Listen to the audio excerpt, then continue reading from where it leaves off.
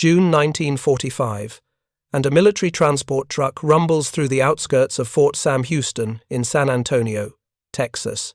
The war in Europe ended just weeks ago, but the machinery of occupation and detention still grinds forward, processing thousands of captured Axis personnel. Inside this particular truck sits a group that would have been unthinkable just months earlier. 23 German women, ranging from 18 to 42 years old, dressed in a mixture of faded Wehrmacht auxiliary uniforms and civilian clothes that haven't been washed properly in weeks. These women aren't soldiers in the traditional sense. They're Nachrichtenhelferinnen, communications auxiliaries who operated switchboards and radios for German military units. Some served as Flakhelferinnen, anti-aircraft auxiliaries who tracked Allied bombers. Others worked as clerical staff in Wehrmacht administrative offices. All of them were captured during the chaotic final weeks of the war as Allied forces swept through Germany, and all of them expected execution or, at best, years of hard labor in prisoner camps. What they didn't expect was Texas. Gerda Hoffmann, a former telephone operator from Hamburg, peers through the canvas covering a landscape that looks like it belongs on another planet. Everything is flat, impossibly flat, stretching to horizons that seem twice as far away as German horizons. The heat is suffocating, a dry, relentless pressure that makes her wool skirt cling to her legs. Strange birds, she'll later learn, are called turkey vultures, circle lazily overhead. In the distance, oil derricks pump rhythmically, their mechanical arms rising and falling like giant insects feeding on the earth. The truck slows as it approaches a checkpoint. American soldiers wave them through with casual efficiency that unsettles Gerda more than hostility would have. Where is the hatred? Where are the revenge-minded victors she'd been warned about in those final desperate briefings before? Capture? The women exchange nervous glances, speaking in whispered German, trying to prepare themselves for whatever comes next. If you're enjoying this deep dive into the story, hit the subscribe button and let us know in the comments from where in the world you are watching from today. The processing facility at Fort Sam Houston in June 1945 was overwhelmed. The US military had prepared for massive numbers of German POWs, male soldiers by the hundreds of thousands. But the auxiliary women presented unique challenges. Geneva Convention protocols didn't clearly address female military auxiliaries. Were they combatants? Civilians? Something in between? The American military establishment, fundamentally unprepared for German women in quasi-military roles, made decisions on the fly. Most of these women were initially held in converted barracks at Fort Sam Houston while officials determined their status. They weren't technically prisoners of war in the Geneva Convention sense because they hadn't been armed combatants. But they weren't simple displaced persons either. They'd worn uniforms, served military functions, and in some cases had been present at military installations when captured. The solution was a hybrid detention system, less restrictive than POW camps, but more controlled than displaced persons centers. The women who arrived that June morning had survived journeys that would have broken many. Margarete Schneider, a former Luftwaffe clerk from Stuttgart, had been captured by American forces in Bavaria in late April 1945. She'd spent 3 weeks in a temporary holding facility in a bombed-out school, sleeping on concrete floors, eating whatever rations the overwhelmed American Quartermaster Corps could spare. Then came a truck convoy to an airfield, a cargo plane flight across the Atlantic that left her vomiting into a paper bag for hours, and finally the truck ride through Texas terrain that looked more alien than anything she imagined. The initial processing took 3 days. American female military personnel, WWIIs from the Women's Army Corps, conducted interviews through translators. The questions focused on determining Nazi Party affiliation, war crimes involvement, and intelligence value. Most of these women had joined auxiliary services because German law in 1943 and 44 had made it mandatory for unmarried women under 35. They had no more choice than conscripted male soldiers. Some had been genuine Nazi believers. Most had simply done what they were told to avoid imprisonment, or worse. What struck the women most forcefully during those first days wasn't interrogation or harsh treatment, it was abundance. The mess hall served meals that exceeded anything they'd eaten since before the war. Real eggs, white bread, coffee with actual sugar, fresh fruit that hadn't been reserved exclusively for military officers or party officials. Elise Becker, a former radar operator from Berlin, later wrote in her memoir that she cried the first time an American mess sergeant piled scrambled eggs onto her tray without measuring or rationing them. The American WWIIs assigned to supervise the German women treated them with professional distance but not cruelty. Captain Mary Ellen Rodriguez from Corpus Christi, Texas, spoke to the women through translators with a directness that Germans found both refreshing and unsettling. "You're not going to be tortured," she explained during the orientation session. "You're going to be housed here while we determine your individual situations. You'll have medical care, regular meals, and basic amenities. In exchange, you'll follow camp regulations and cooperate with ongoing interviews. This isn't a vacation, but it's not a concentration camp either." That phrase, concentration camp, hung in the air. These women knew what concentration camps were. Some had seen them. A few had worked near them in administrative capacities and carried guilt that would haunt them for decades. The fact that their American captors explicitly stated they wouldn't operate such facilities suggested a fundamental difference in values that many of these women were only beginning to grasp. By the third week of June 1945, the women had settled into an uneasy routine at Fort Sam Houston. They were housed in a separate section of the base, away from male POWs, with female guards and administrators. The barracks were basic but clean, with proper beds, running water, and bathroom facilities that worked. After years of wartime privation in Germany, where Allied bombing had destroyed infrastructure and basic services, these amenities felt luxurious. The women organized themselves according to habits formed in military service.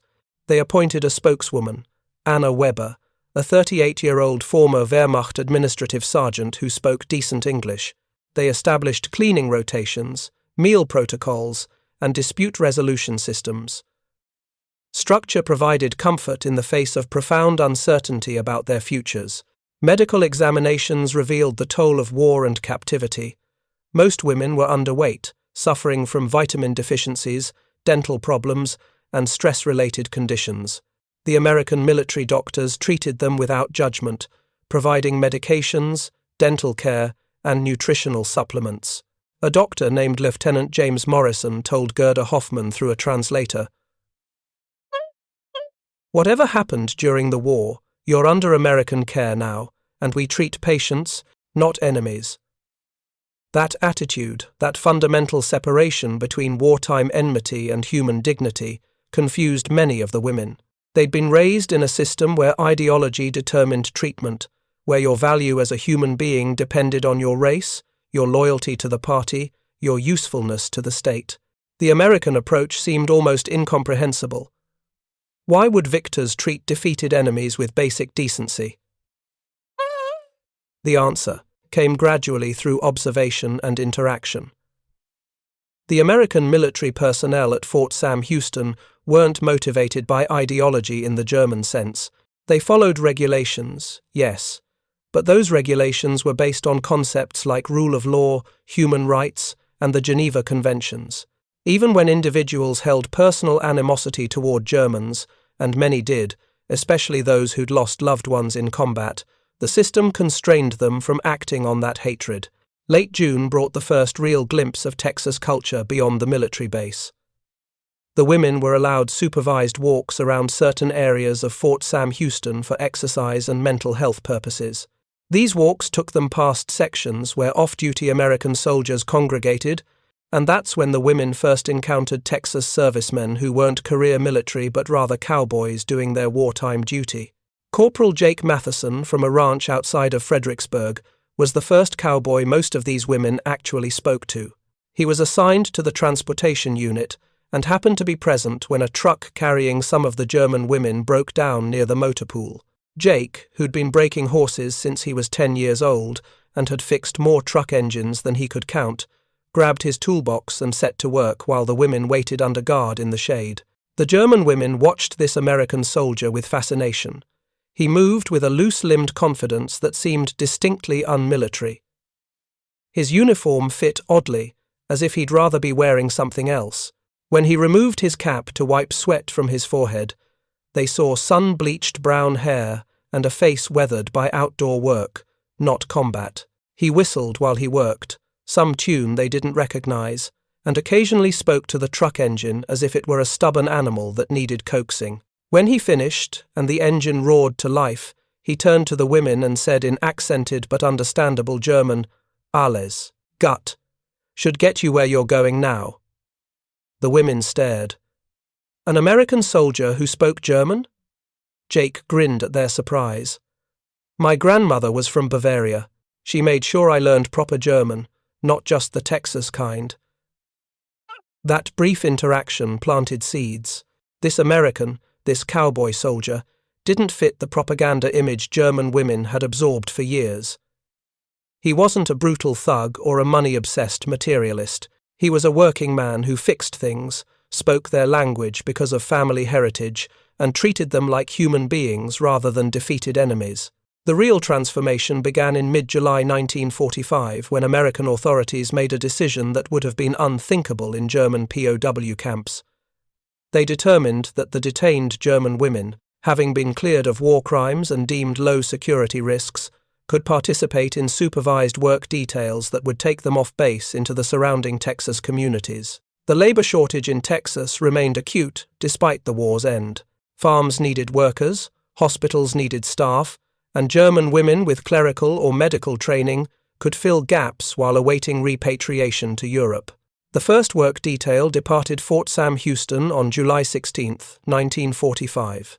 12 German women, including Gerda Hoffmann and Margarete Schneider, climbed into a truck driven by Sergeant Bill Crawford, a rancher from Wilson County who'd been assigned to the liaison program. They were heading to the Schultz Ranch, a sprawling cattle operation about 40 miles southeast of San Antonio that had contracted with the military for labor assistance. The drive itself was an education. The women had never seen landscape like this. Miles and miles of rolling hills dotted with live oaks, their twisted branches creating pockets of shade in an otherwise sun-blasted environment. Cattle grazed in vast pastures that dwarfed anything they'd known in Germany. The sky seemed impossibly large, a dome of blue, so intense it hurt to look at directly. Sergeant Crawford tried to make conversation, asking about Germany, about their families, about whether they'd ever worked on farms. The women responded cautiously at first, uncertain how much friendliness to accept from their captors. But Crawford's manner was easy, unthreatening. He told them about his ranch, about the drought that had hurt his cattle operation in '44, about his son who was serving with Patton's army in the occupation of Germany, probably walking around the same towns you girls came from, he said without apparent irony. When they arrived at the Schultz Ranch, the women encountered something that would change their understanding of America fundamentally. They met actual working cowboys. The Schultz Ranch employed 7 full-time hands, men whose lives revolved around cattle, horses, and land. These weren't soldiers playing at being cowboys. They were the real thing. Men who'd grown up in saddles, who spoke a dialect of English the women could barely understand, whose hands were scarred from rope burns and barbed wire cuts.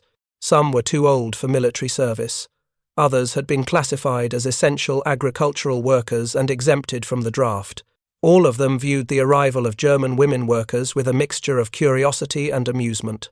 Ranch foreman Tom Baylor, a 53-year-old man who'd been working cattle since the age of 12, sized up the new arrivals with the practiced eye of someone evaluating livestock.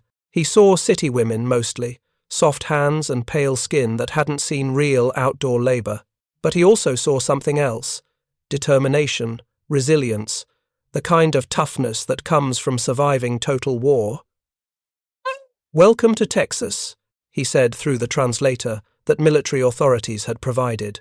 "We're going to teach you how real work gets done." The women didn't realize it yet, but they were about to receive an intensive education in a culture completely foreign to everything they'd known. A culture where individual skill mattered more than rank, where respect was earned through competence rather than granted by authority, and where men judged you by what you could do, not by your gender or nationality. The first day at the Schultz Ranch nearly broke them. The women were assigned to work in the large garden that supplied vegetables for the ranch operation, to help with meal preparation in the ranch cookhouse, and to assist with various maintenance tasks around the compound. Simple enough, except that Texas heat in July is merciless. By 10 in the morning, temperatures exceeded 100 degrees. By noon, it felt like standing in an oven. Gerda Hoffman, working in the garden pulling weeds alongside a ranch wife named Betty Schultz, felt sweat soaking through her clothes within the first hour. Her hands, soft from years of telephone operation work, quickly blistered from handling tools. The sun beat down with an intensity she'd never experienced in northern Germany, where even summer days carried a coolness in the shade. Betty watched the German women struggle and did something that surprised them. She called for a break, brought out water with salt tablets, and showed them how to wet bandanas and wear them around their necks to help with cooling. "You can't work in this heat like you would up north," she explained through the translator. "Down here, you work early morning and evening, rest during the worst heat, and drink more water than you think you need." That simple act of practical kindness, showing them how to survive Texas summer rather than letting them suffer for being German, planted another seed. These American ranch people weren't trying to torture them through labor. They were teaching them skills, treating them like inexperienced workers rather than hated enemies. The real revelation came during the lunch break, when the women were invited to eat with the ranch hands under a large covered pavilion behind the main house. Long wooden tables held platters of food that seemed almost obscene in their abundance. Fried chicken, mashed potatoes, green beans, cornbread, iced tea in pitchers beaded with condensation. The women stood uncertainly until Tom Baylor waved them forward. "Don't be shy. You're working, you're eating. That's how it works here." The ranch hands had initially kept their distance, uncertain how to interact with enemy women. But food has a way of breaking down barriers. As everyone ate, one of the younger cowboys, a 22-year-old named Danny Pierce, started asking questions. Where in Germany were they from? What was it like there? Had they really not had enough food during the war? The conversation started awkwardly, filtered through the military translator, but gradually found rhythm. Margaret Schneider described Hamburg before the firebombing, the beautiful old buildings, the harbour filled with ships, the Christmas markets her family had attended every year. Danny listened with genuine interest, asking questions that showed curiosity rather than judgment. He told them about growing up on a ranch in the hill country, about learning to ride before he could properly walk, about the rhythms of cattle work that had defined his entire existence. One of the older cowboys, a man named Charlie Hendricks, who'd been working ranches since 1920, suddenly asked a question that cut through the pleasantries. "Did y'all know? About the camps, the Jewish people, all that?" The table went silent. The German women froze, uncertain how to answer. Some had known, some had suspected, some had deliberately avoided knowing. The truth was complicated, shameful, impossible to articulate in a language they barely spoke. Elise Becker, the former radar operator, finally spoke through the translator, with tears streaming down her face. "We heard rumors. Some of us saw things. We were afraid. That's not an excuse, just the truth. We were cowards." Charlie nodded slowly, his weathered face unreadable. Then he said something that shocked everyone. "I reckon that's honest. Most folks are cowards when it comes down to it, including me. At least you're not lying about it now." That moment of brutal honesty cleared the air. The Germans weren't going to be excused for their nation's crimes, but neither were they going to be endlessly punished as individuals for things beyond their control. The Cowboys operated on a simple frontier ethic: judge people by their current actions, not their past associations. If these women worked hard and dealt straight, they'd be treated fairly.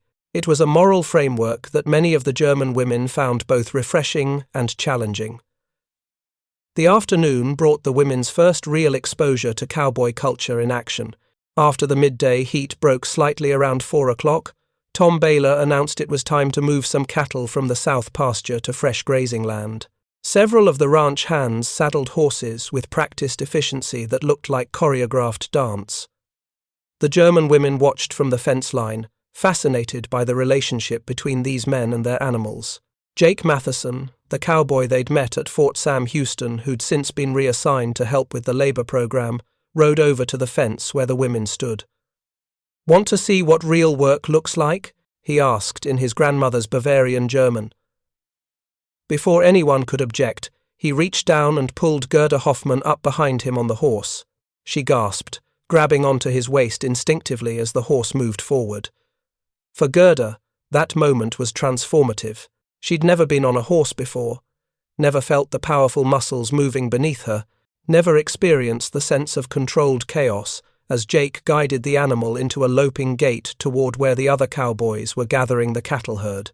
The world looked different from horseback, larger somehow, more immediate. She could smell leather and horse sweat, Texas dust, could feel the animals breathing, could sense the absolute confidence with which Jake sat in the saddle, as natural there as most people were in chairs. The cattle work itself was a revelation. The cowboys moved as a coordinated unit without apparent commands, reading each other's positions, using their horses to guide the herd toward the open gate leading to the new pasture. When a young steer tried to break away from the group, Danny Pierce's horse responded instantly, cutting off the animal's escape route with movements so precise they seemed telepathic. The cowboy barely appeared to give any signals, yet the horse knew exactly what to do. One cowboy, riding a paint horse with distinctive markings, began swinging a rope in wide circles above his head. The German women watched in confusion until suddenly he released the loop, which sailed through the air and dropped perfectly over the head of a calf that had wandered too far from its mother. The horse immediately planted its feet, the rope went taut, and the cowboy dismounted in one fluid motion, approaching the calf to check for some condition that had caught his attention. The entire sequence took perhaps 15 seconds and demonstrated a level of skill that left the German women speechless. When the cattle work finished and Jake rode back to the fence with Gerda still clinging to his back, she was shaking, not from fear but from exhilaration. She'd just witnessed something that contradicted everything Nazi ideology had taught her about Americans. These weren't soft, decadent people, made weak by democracy and materialism. These were men whose competence and physical courage would have impressed any Wehrmacht officer. The difference was that they'd developed these qualities through individual choice and personal pride, not through military discipline and state coercion. That evening, as the military truck prepared to transport the women back to Fort Sam Houston, Tom Baylor approached Sergeant Crawford with a request. "Some of these girls show promise," he said. "The one with the blonde hair, she's got good hands in the garden and doesn't complain. The darker-haired one asks good questions about the cattle. If they're coming back, I'd like to start teaching them some real ranch skills. We're short-handed, and capable workers are capable workers, regardless of where they come from." The work details continued 3 times weekly through July and into August 1945. The German women gradually adapted to the brutal Texas heat, learned to pace themselves during outdoor work, and began developing calluses on their soft hands. More importantly, they began absorbing cowboy culture through immersion, learning things that couldn't be taught through formal instruction. They learned that cowboys had their own code of behavior as rigid as any military protocol, but based on entirely different values. You didn't lie, you didn't steal, you didn't abuse animals, and you didn't shirk your share of the work. Beyond that, you were free to be yourself. The cowboys didn't care about your politics or your family background. They cared whether you pulled your weight and kept your word.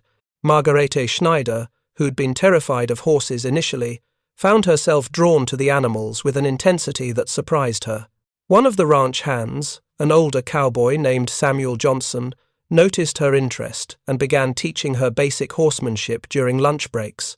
He started with groundwork, showing her how to approach a horse, how to read its body language, how to establish trust through patience and consistency. "A horse knows if you're afraid," Samuel explained through halting German and hand gestures supplemented by the translator. "But it also knows if you're honest. You can't fake confidence with a horse. You have to feel it, earn it through experience." Same with people. Really. Margarete found profound truth in this cowboy wisdom. In Germany, she'd been taught to fake everything: loyalty to the party, belief in the Führer, confidence in ultimate victory. Here in Texas, working with horses and cowboys, honesty seemed to matter more than ideology. By mid-August, several of the German women could ride well enough to help with basic cattle work. Tom Baylor, impressed by their progress, began teaching them to use lassos for practical ranch tasks. Gerda Hoffmann discovered she had natural hand-eye coordination for roping. Within 2 weeks of practice, she could lasso a fence post from 20 feet away with reasonable consistency. The cowboys praised her skill with genuine respect, and that respect meant more to her than any military commendation she'd received in the Wehrmacht auxiliary services. The cultural exchange flowed both ways. The German women taught the ranch wives how to make traditional German bread, dark and dense and satisfying in ways that white American bread wasn't. Elise Becker, who'd studied music before the war, sang German folk songs during evening breaks that left the cowboys sitting in respectful silence. These weren't Nazi marching songs or propaganda tunes. They were ancient melodies about harvest and love and loss that transcended national boundaries. One evening in late August, after a particularly long day of work preparing fields for fall planting, the cowboys built a fire in a pit behind the bunkhouse. Someone produced a guitar, someone else brought out a harmonica, and an impromptu music session began. The cowboys played Western songs the German women had never heard, ballads about lonesome trails and lost loves that somehow sounded universal despite the foreign language. Then Danny Pierce did something unexpected. He handed his guitar to Marguerite and gestured for her to play. She hesitated, then began picking out a melody from her childhood, a simple folk tune her grandmother had taught her. The cowboys listened intently. When she finished, Charlie Hendricks said through the translator, "That's pretty music. Different from ours, but pretty. Play another one." If you find this story engaging, please take a moment to subscribe and enable notifications. It helps us continue producing in-depth content like this. The music around the fire that night represented something larger than entertainment. It was a moment of genuine cultural exchange between people who should have been eternal enemies, but instead had found common ground through work, music, and the shared experience of human struggle. The German women realized that American culture, particularly this Texas cowboy culture, had depth and tradition that Nazi propaganda had never acknowledged. The cowboys realized that German people weren't monsters, just ordinary humans who'd been caught up in a monstrous system. September 1945 brought news that would change everything for the detained German women. Allied authorities in Europe had stabilized the occupation zones, and repatriation procedures were being established. The women at Fort Sam Houston were informed that they'd likely be shipped back to Germany by the end of the year. The news was received with mixed emotions. They wanted to go home, wanted to find surviving family members, wanted to rebuild their lives. But many had grown attached to Texas, to the routines they'd established, to the people they'd met. The work details continued, but now with a bittersweet quality. The German women knew their time in Texas was limited, and they absorbed everything with heightened intensity. The cowboys, aware the women would soon leave, made efforts to teach them skills they could take back to Germany. Tom Baylor gave Gerda a well-used but serviceable lariat as a gift. "You've earned it," he said simply. "Maybe you won't have cattle to rope back home, but you'll have the skill, and nobody can take that from you." Betty Schultz organized a farewell gathering in early October, inviting all the German women who'd worked at the ranch over the previous months. It wasn't a formal party, just a Sunday afternoon meal under the pavilion with more food than necessary and an unspoken acknowledgement that something meaningful was ending. The women brought German dishes they'd prepared in the Fort Sam Houston kitchens. The ranch families contributed their specialties. The result was a feast that blended two food cultures separated by an ocean and a world war. After the meal, Tom Baylor stood up and cleared his throat awkwardly. Public speaking wasn't his strength, but he had something to say. "We didn't know what to expect when they told us German prisoners would be working here," he began. "Figured they'd be trouble, or useless, or both. But you ladies proved us wrong. You worked hard, learned fast, and earned your place. In my book, that makes you cowboys, honorary anyway. When you get back to Germany, you tell folks that not all Americans are what your leaders said we were, and we'll remember that not all Germans were what our leaders said you were. The German women understood enough English by then to grasp his meaning even before the translator finished. Several were crying, including Gerda, who'd become something of a leader among the group. She stood and responded in careful, practiced English she'd been learning. We come here as enemies. We leave as, I don't know English word. Not friends exactly, but not enemies. Thank you for teaching us about Texas, about cowboys, about America that is real, not propaganda America. The farewell gathering at the Schultz Ranch marked the end of one chapter, but not the end of the story. The German women returned to Fort Sam Houston and spent the following weeks in administrative limbo, waiting for ships and paperwork that would transport them back across the Atlantic. During this time, several of them maintained correspondence with the Texas families they'd met, letters carefully vetted by military censors, but still conveying genuine emotion and gratitude. In late November 1945, the women finally received their orders. They would board a transport ship in New Orleans on December 3rd, bound for Bremen in the American occupation zone of Germany. The journey back would take them through a world utterly transformed from the one they'd left. Germany lay in ruins, divided among victorious powers, its future uncertain. What awaited them was likely to be cold, hungry, and difficult. The morning they departed Fort Sam Houston, several of the cowboys who'd worked with them at various ranches showed up to say goodbye. This wasn't officially sanctioned, but nobody stopped them. Jake Matheson brought his grandmother, who spoke to the women in the Bavarian German of her childhood, blessing them and wishing them safety. Charlie Hendricks handed Marguerite a small wooden carving of a horse he'd made himself, wrapped in newspaper. "So you remember," he said simply. The women boarded the trucks in tears, waving to the small group of Texans who'd somehow become important in their lives despite every historical and political force that should have kept them apart. As the convoy rolled away from Fort Sam Houston toward the railroad station, Gerda Hoffman looked back at the Texas landscape one final time, trying to memorize the flat horizons and endless sky. The ship journey back to Germany was everything the original Atlantic crossing had been, cramped, uncomfortable, and filled with uncertainty. But the women who'd worked on Texas ranches carried something intangible with them. They'd seen a different America than the one Nazi propaganda had described.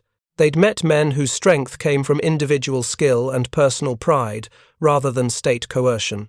They'd experienced a culture that valued practical competence over ideological purity, that judged people by their character rather than their nationality.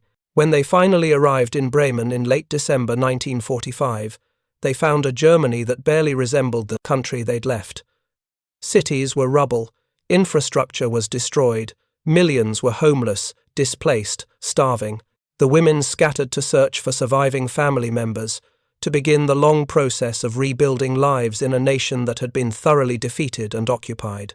But the connections forged in Texas didn't immediately disappear. Despite the chaos of post-war Europe and the difficulty of international correspondence, some of the German women managed to maintain contact with their Texas acquaintances. Letters took months to arrive, often traveling through military postal systems and Red Cross channels. But they came, carried across an ocean by determination on both sides to preserve something meaningful that had emerged from unexpected circumstances. Gerda Hoffman eventually settled in Hamburg, where she found work as a translator for American occupation forces, skills with English she'd developed in Texas serving her well.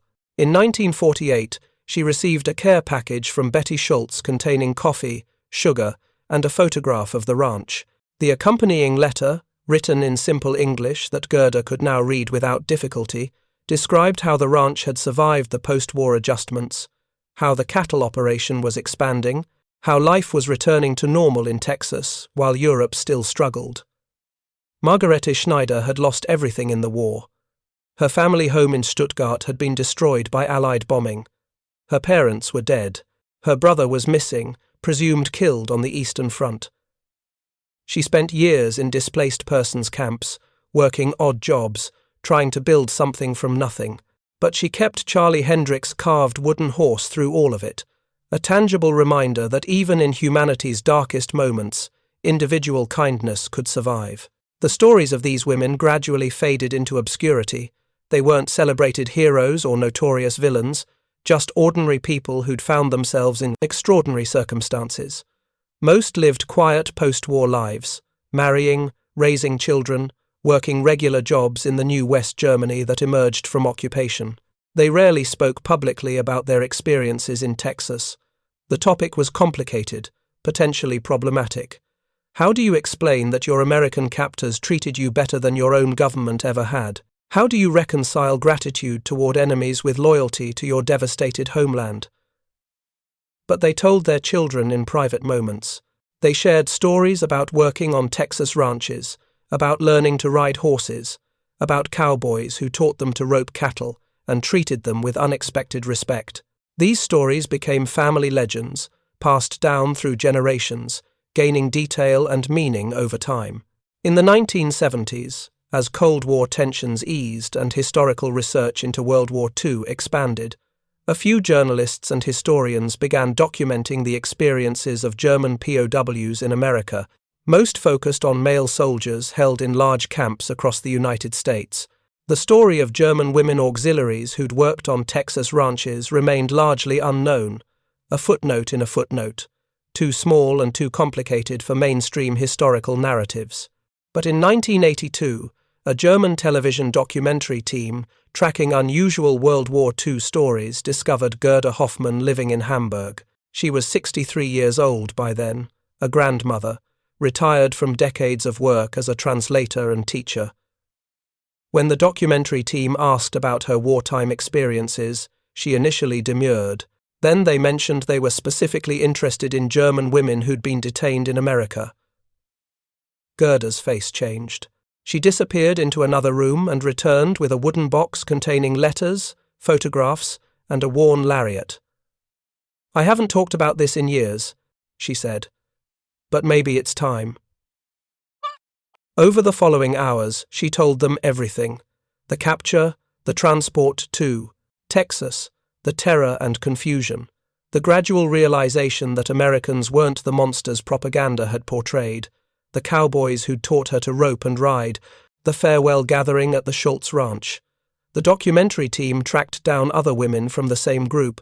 They found Margarete in Stuttgart, still keeping Charlie Hendricks' carved horse in a place of honor.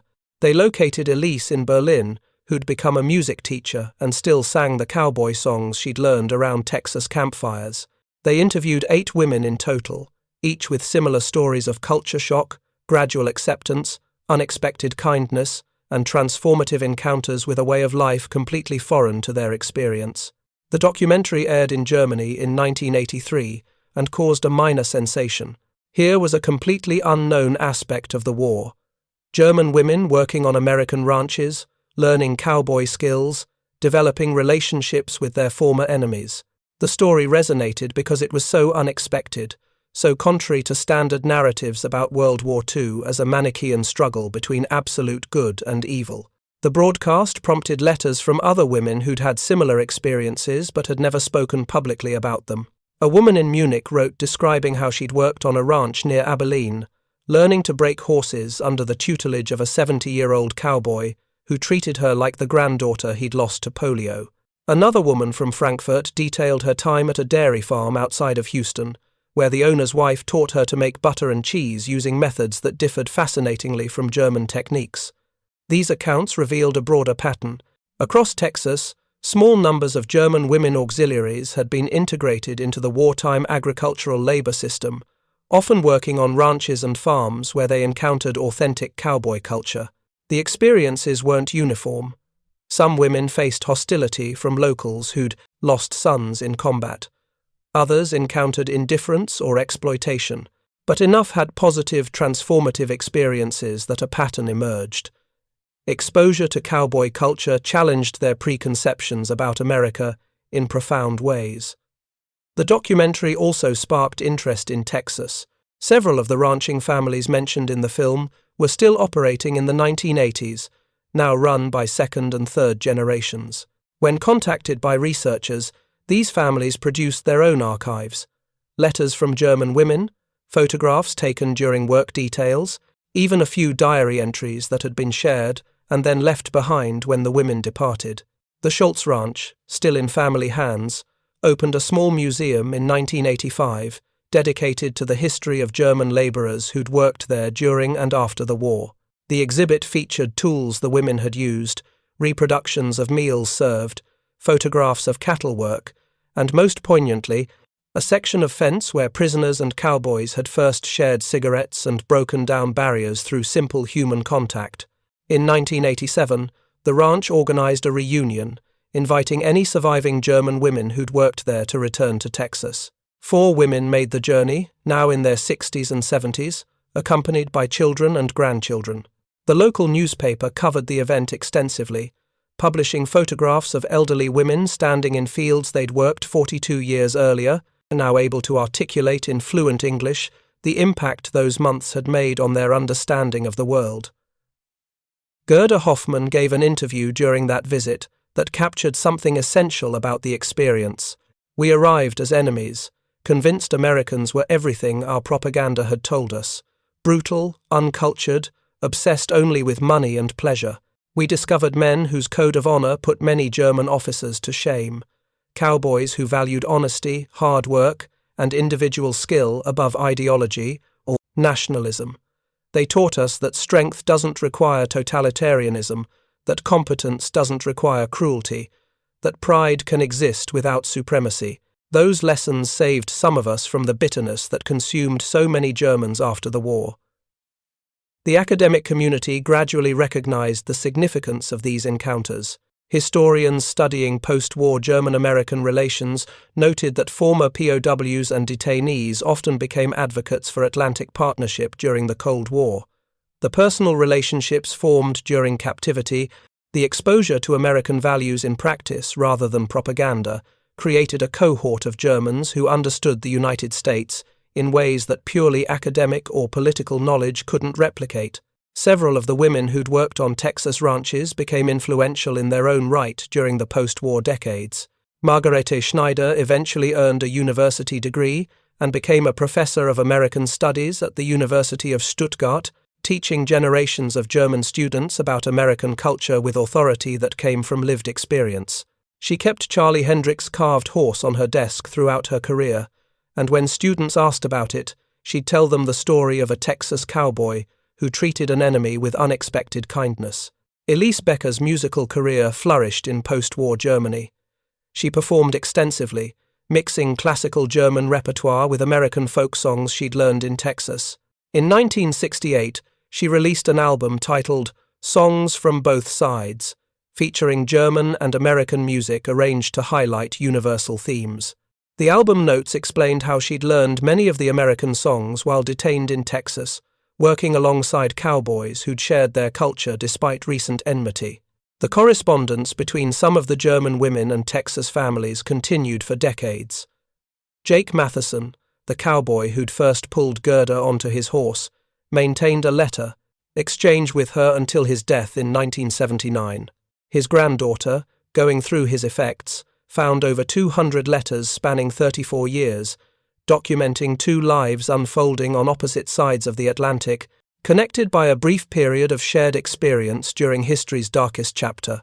The last surviving member of the original group of women detained at Fort Sam Houston was Anna Weber, the spokeswoman who'd organized the women during their captivity.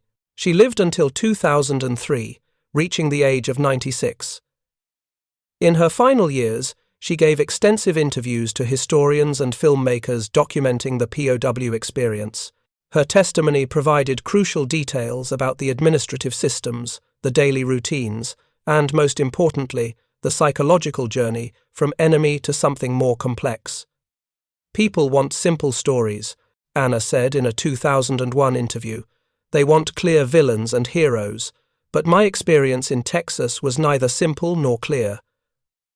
I was part of a system that committed unimaginable evil. That guilt stays with you forever. but I also experienced unexpected humanity from people who had every right to hate me. Those cowboys didn't excuse what Germany had done. They just chose to see me as an individual, not as a symbol.